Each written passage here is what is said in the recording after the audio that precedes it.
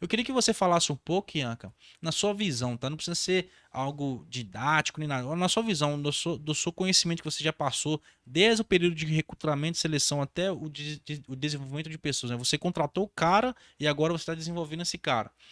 Na sua opinião, um cara que é líder de si mesmo, quais são os tipos de comportamentos que ele precisa ter? Ele não pode não ter esse tipo de comportamento e depois para ser líder de pessoas e depois para ser líder de líderes, até esse nível aqui, que eu acho que a grande maioria que está ouvindo a gente ou tá nesses três níveis aí, ou o cara é líder de si mesmo, ou o cara é líder de pessoas, ou o cara é líder de líderes.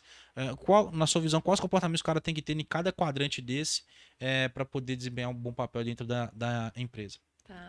Você acha que quando a gente fala do líder de si mesmo, né, ele precisa, primeiro de tudo, ter abertura. Vem um pouco do autoconhecimento, que eu já falei um pouco sobre isso, né?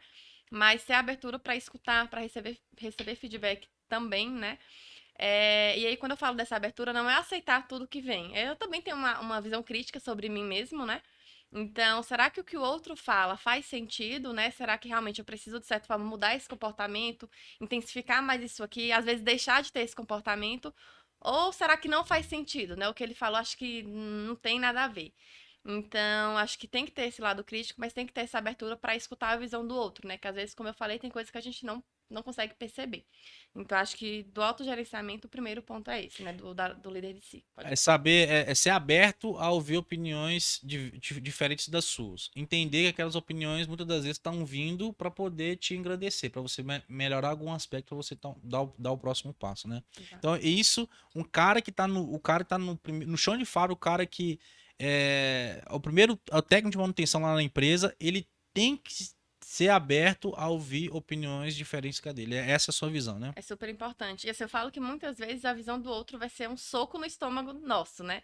Porque muitas vezes nessa abertura a gente escuta coisas que a gente não gostaria e que às vezes é importante, né? Eu lembro que já teve um momento também em que eu recebi um feedback e que, assim, na hora eu lembro que eu fui reativa, né? Eu só, tipo assim, não, eu acho que a decisão que eu tomei foi a mais correta e tudo mais.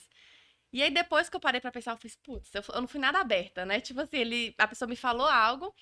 E na hora eu fui reativa e depois, só que assim, depois eu parei pra refletir, que eu acho que isso também é importante. Eu fiz faz sentido o que ele falou, né? E a partir da gente começar a corrigir essa rota. E geralmente faz, tá? Geralmente faz. Quando você tá no. Você já. É aquela síndrome de adolescente, né, Ianca? É, Assim, de adolescente. O cara é adolescente, aí os pais dão algum conselho pra ele, falam alguma coisa pra ele, aí ele, na cabeça dele, os pais não sabem de nada e ele sabe de tudo, né? Acho o colaborador que tá no chão de fábrica, quando o cara não é aberto, eu acho que é essa mesma síndrome de adolescente. Tudo que as pessoas falam com ele, ele fala assim, cara, esse cara tá louco. tá louco, não faz sentido. E isso impede que ele cresça na carreira. Um adolescente vai virar um adulto. Ele vai tomar porrada na cara uma hora e vai aprender, poxa, realmente faz sentido o que me falaram lá atrás. Você na sua carreira, muitas das vezes, você não vai ter essa oportunidade, né? Então, acho que é bem ficar muito atento a isso. Esteja aberto a receber feedbacks, não só positivos, mas negativos também serão necessários, tá bom? E beleza, eu sou um cara aberto, recebi feedbacks, me desenvolvi, agora eu faço exatamente o que as pessoas gostariam que eu fizesse, entrego algo a mais, já sou escolhido para ser um líder de pessoas. Agora eu vou gerenciar um grupo de pessoas que antes estavam no mesmo patamar que eu. Qual são o tipo de comportamento que esse cara, você acha que esse cara deveria ter como primordial ali, um ou dois, para ele conseguir exercer bem o papel dele nessa posição? Tá. Nesse ponto eu falo de duas características assim que eu considero como super importantes, que é muito olhar escutativa, né? Então, tá aberto a escutar o que o outro vem a dizer, ao que minha equipe tem a falar. Essa escutativa também vai muito de entender como que o colaborador tá. Então, assim, é muito comum que na operação a gente se depare ali com tantas atividades a fazer, você cai no automatismo, né? E às vezes não para entender o que está acontecendo com o seu colaborador. E aí, nesse processo, muitos colaboradores pedem para sair da empresa por algo que às vezes poderia ser regulado ali com uma simples conversa, né? Então, acho que essa escuta ativa, esse olhar atento, ele é super importante para líder de equipe. E além dessa parte da escuta ativa, né, tem muito ali a parte também do quanto que eu consigo ter humildade, de certa forma, para estar naquela posição. Então, é muito comum também, principalmente para quem acaba de sentar na cadeira de liderança, tem ali mais aquele comportamento de que, eu sei muito, se eu tô aqui não é à toa. E assim, tá que você tá ali por um mérito seu, Mas eu falo que muitas vezes quem está na operação conhece muito mais do que quem está na liderança, porque é muito comum que a liderança fique em uma parte mais estratégica ali do negócio, e às vezes tem coisas que acontecem no chão de loja, no chão de fábrica, e que o líder não consegue identificar. Então, ter essa humildade para entender que eu sou gestor, que muitas decisões eu vou precisar tomar, mas eu preciso muitas vezes também ali colocar o meu conhecimento no bolso e escutar o meu colaborador, porque ele vivenciou algo que às vezes faz muito sentido. Então, eu falo que até eu, como RH, eu gosto de muitas vezes ele ter conversa com os colaboradores, porque tem coisa que eu não consigo identificar, e a partir da fala dele eu falo, putz, acho que esse plano de ação aqui vai ficar legal, porque vai conseguir aqui mudar de certa forma algum comportamento, algo que está acontecendo ali que está sendo disfuncional. Então, essa humildade, para mim, também ela é fundamental no cargo de liderança. Cara, eu acho sensacional isso que você falou agora. Inclusive, eu repito muito isso com o meu time. Acho que eu já falei isso aqui algumas vezes no podcast também, que é aquilo. Quanto mais alto na hierarquia da empresa que você tiver, menos especialista você vai ser. E quando a gente olha na parte de manutenção, cara, isso é nítido.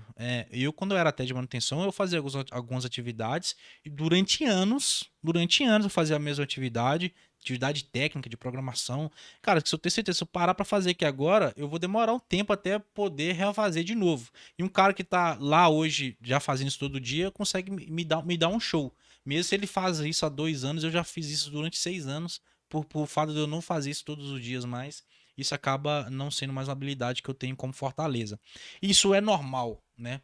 E quando você sai do chão de fábrica e assume o primeiro cargo de posição, você muitas das vezes tem aquela visão de, pô, eu tô aqui porque eu sou melhor tecnicamente do que você. Então tudo que esse cara falar, eu vou negligenciar, eu vou ouvir só o que a minha cabeça tá falando aqui porque eu tô aqui. Então existe um porquê de eu estar aqui, tecnicamente falando.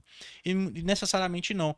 Eu até falo de uma analogia, postei uma vez no LinkedIn alguns anos atrás, que é a síndrome do Dr. House. É uma analogia que eu mesmo criei. Eu fiquei vendo uma série, para quem não sabe, Dr. House é uma série americana, ou inglesa, não sei, que é um doutor que ele é muito bom no que ele faz. É um médico, ele é muito bom no que ele faz, descobre doenças rápido, descobre diagnósticos difíceis rápido. Ele tem algumas metodologias ali meio fora da curva que consegue encurtar o caminho. Só que ele é muito bom tecnicamente, só que ele é muito arrogante, por ele ser muito bom tecnicamente. Ele é extremamente arrogante. E ele não é líder de si mesmo, ele é líder de pessoas. Ele tem médicos debaixo dele ali, ele tem pessoas que respondem para ele. E, cara, as discussões com os líderes deles geralmente são discussões afiadas. É o cara dando opinião, ele fala, cara, isso aí, você é burro falando um negócio desse, você é louco. São discussões afiadas. Que pra série é legal, o que o cara falou, mas na vida real não é. Se você ir por esse caminho de, cara, eu tô na posição de líder e você tá na posição aqui embaixo, então tudo que você falar, eu vou negligenciar. O que eu falar é regra, você só obedece. Você não tem poder nenhum, você não tem, não existe uma comunicação de baixo para cima dentro da sua gestão. E isso vai totalmente contra o que você falou, que é do fator da humildade. E isso também vai totalmente contra o que a empresa espera de você. Porque a partir do momento que você está naquela posição, os seus próximos níveis, cada vez menos os resultados da sua área vão depender totalmente de você. Vai depender mais das pessoas lá. E se você não desenvolve essa comunicação de cima para baixo, em algum momento você vai sofrer com isso, né? Mas super interessante.